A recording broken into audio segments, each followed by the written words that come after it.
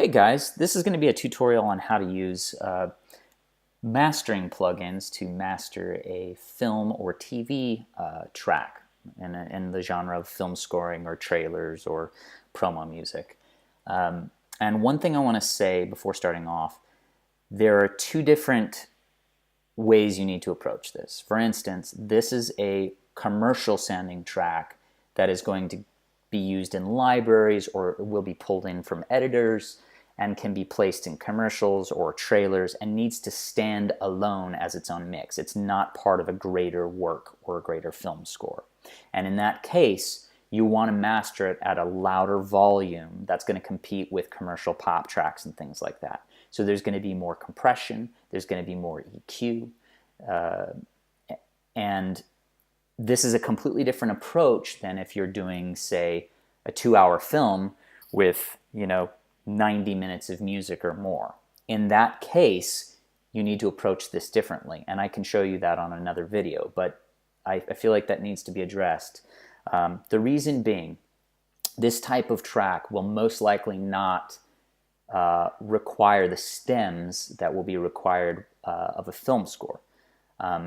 In a larger film score, you need to deliver stems to the dub stage. And on the dub stage is where everything gets mixed down. The music, the dialogue, the sound effects. And when you're done with a piece like this, you would deliver several stems, meaning groupings of instruments. That would be like the strings would be one stem, the brass would be another stem, the low percussion would be another stem, the high percussion would be another stem. There's no real set standard for this. You can have up to 16 different stems, but the basic idea is that when these stems are played back together on the dub stage, the mix sounds exactly the same. And for that reason, you're not going to want to be doing a whole bunch of compression, EQ, and mastering on the bus, because when you bounce those stems out, they will not sound the same when played back together, if that makes sense.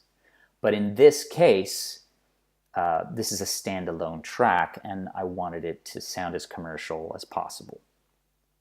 So again, I can address on how your standard film score gets mastered, which is going to be using usually no compression on another video. So let's take a look here. I'm going to play this back. And this is my submaster. This has got compression. This has got harmonic saturation and coloration. It's got some EQ. I've got some tape saturation. A lot of compression here, and then some max bass, which is adding some artificial harmonics to make the bass sound fuller. It's a bit more complex than that, but that's the basic the breakdown. And then I've got my L2 here, which is really limiting the heck out of this to make this at a commercial volume. So what I'm going to do is I'm going to play this back, and then I'll turn the mastering chain on and off so you can kind of hear what it's doing. Here we go.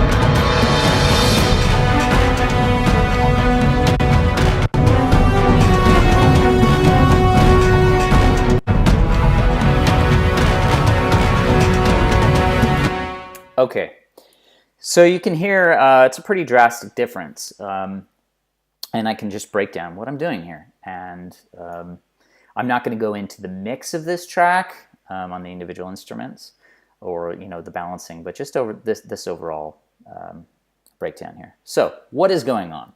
Well, first, if you look at our overall level here,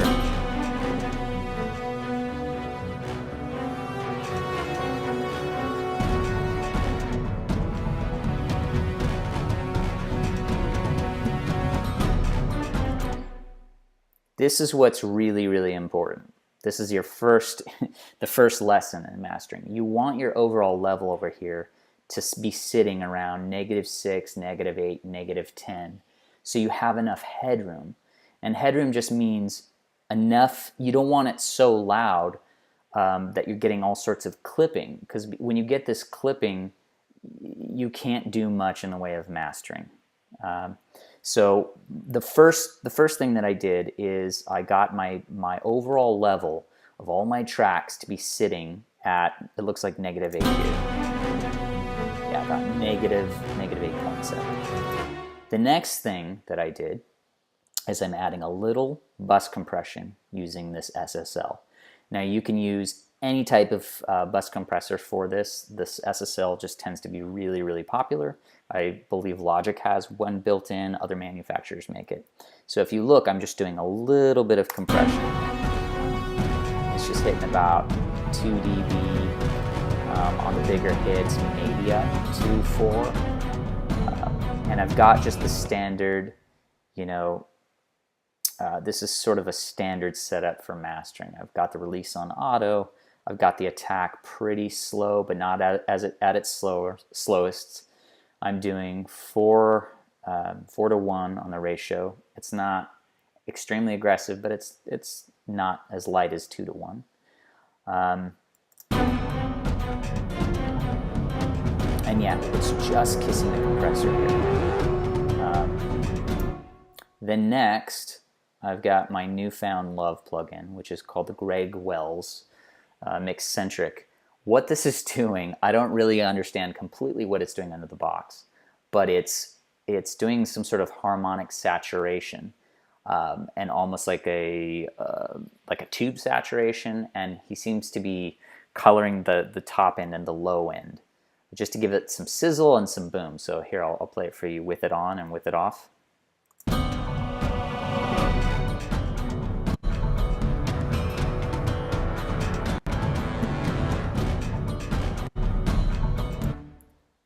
And I keep muting this on and off because I don't want to get feedback while I'm talking into the Apple headphones here. So what this does is, as you bring this level up, it just adds a little bit of this harmonic sizzle up on the top, a little boominess on the bottom, and some sort of saturation, which just kind of colors it in a nice way. Next, what I did here is I'm rolling off the low end here, let's see, about 40 hertz, because a lot of this you're not going to hear, even with a subwoofer. This just kind of gives the mix some space. And then I'm bumping, looks like 62 hertz and 124 hertz. So what I did here is I actually went in and figured out the key of the song, and I went online and looked up the actual frequency of that key. So let's see. In this case, I don't remember what the key of this is. I'm not going to take the time to look. But say your key is in D, right? There's a frequency for D. And then there's an octave above and below that. So what I did is I found the frequency for this key, which is 62 hertz, and then I went above the octave, which is 124 hertz, and just gave it that nice bump. Oops. Let's see if that'll...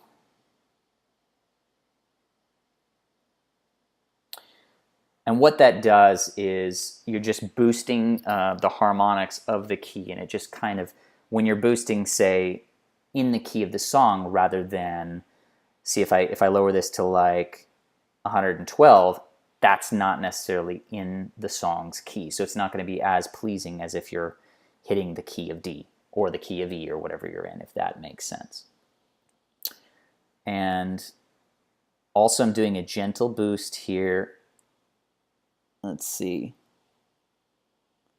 at 7,500 hertz. And I'm just doing a gentle shelf up. at half dB. Nothing too aggressive. And then next, I'm adding in some tape saturation. And Steven Slate's plugins, I highly recommend them. They're awesome. What this does is it kind of softens it in a way. It fattens the bass, and it kind of softens the harshness of the high end. I'll show you what it's doing right now.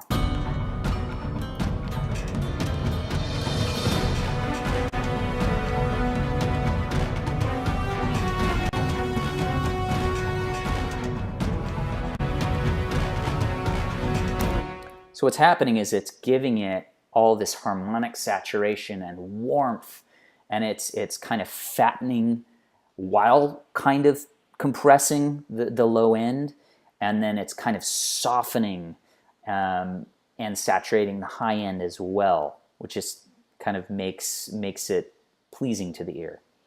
And then I've got another Steven Slate plugin here, this FBC rack. Now what I'm doing here is actually an accident. I somehow found, I thought that I just had one compressor going, and turns out I had these other ones going as well, and they're all doing a little bit of the heavy lifting, which is what you want in compression. You don't want one compressor doing all of the work. Like if you see in this, I'm not slamming the compressor, it's just hitting about 1 to 2 dB. And then it's going through a little bit more compression when you're going into a tape saturator. And then on this FBC, it's hitting this first compressor with a little bit of a slow attack. It's got the auto release. And this is, I believe, an emulation of this same SSL compressor. It's just a different manufacturer. So if you look at it, it's not hitting it hard. We still have the same 4:1 ratio, and it's hitting, what, 2 to 3 dB of compression? And then next, it's hitting this red compressor, which is a bit more of an aggressive compressor. And it's only hitting about, what, 2 dB? It's a little bit faster of attack, so now it's a bit more aggressive. So we've let the transients through on this one, but the bass is coming through, and this is acting a little bit faster. So it's going to catch the transients a bit more. But if you look at the ratio, it's a lot lower. It's at 1.5 as opposed to 4 to 1. And then this is feeding into this guy, which is another amazing compressor. And if you look, again, we're only hitting about 2 dB, but each one of these compressors here is shaving off about 2 dB to kind of give you that extra level. And on this, it looks like I've just got the attack up to 5, the release up to 5. I'll show you what it's like if I take it off.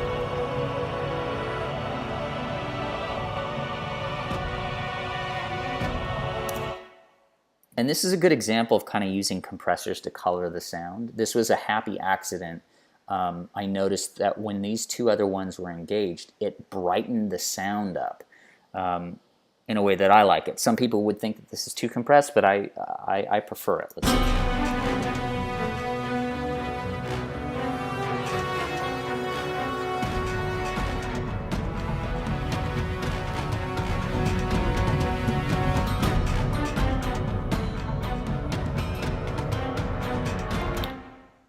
And then what I'm doing next is I'm adding this max bass, just adding a little bit of these upper harmonics that will make the bass play on, say, like on smaller speakers, on laptops or headphones, where you don't have the same frequency response. And what it does is it emulates bass in this higher frequency. So here, let me show you what it sounds like with and without. And it also thickens up the mix, makes it sound more beefy.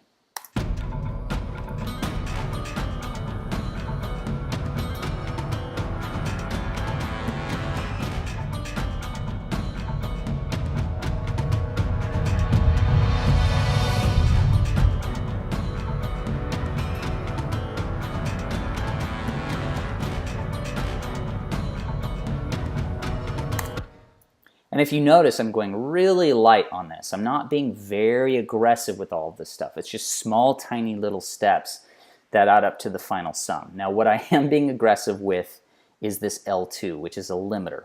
Now, notice our level overall before we're hitting this L2.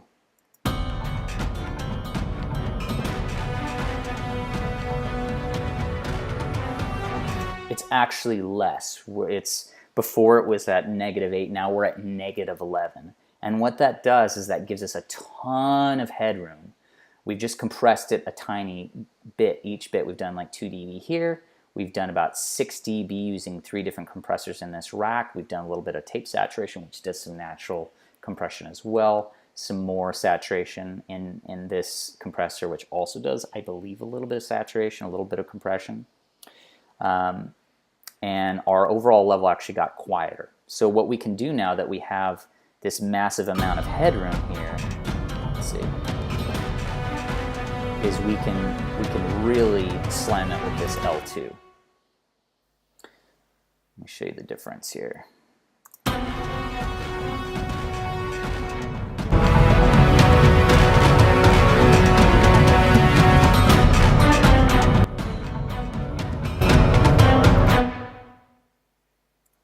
And what I'm doing here is I left the shaping on ultra, or I set it to ultra. Type 1 dither. The auto release here seems to work great for almost everything. And I set my out ceiling to -0.5. I find that leaving it at 0 will let some of the transients and things go through and it'll still clip. So this is kind of a good rule of thumb to just bring this down a bit. So when you're overs, you get something called overs. When they get through the ceiling of this limiter, it's not completely distorting and clipping. So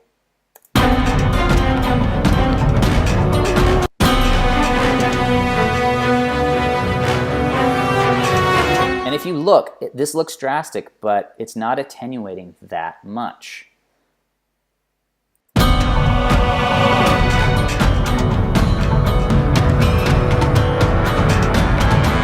It's about 1 to 2 dB here. I've heard like 3 is about the max that you want to hit. And so all I did for this was, I bring this up all the way, set this to -0.5, and then I start cranking this down until about 2 to 3 gets reached. And when you start hearing massive clipping, you want to back off here, so I'll show you.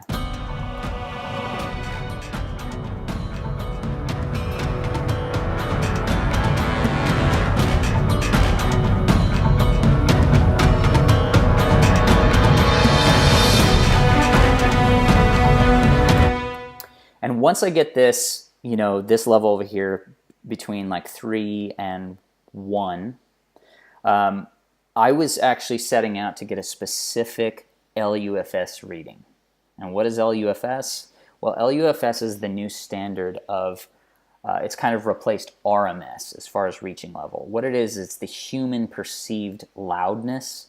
So it deals with some crazy physics, but basically it's similar to how the human ear hears the loudness. So it's not just based on actual loudness, it's based on what frequencies the human ear perceives.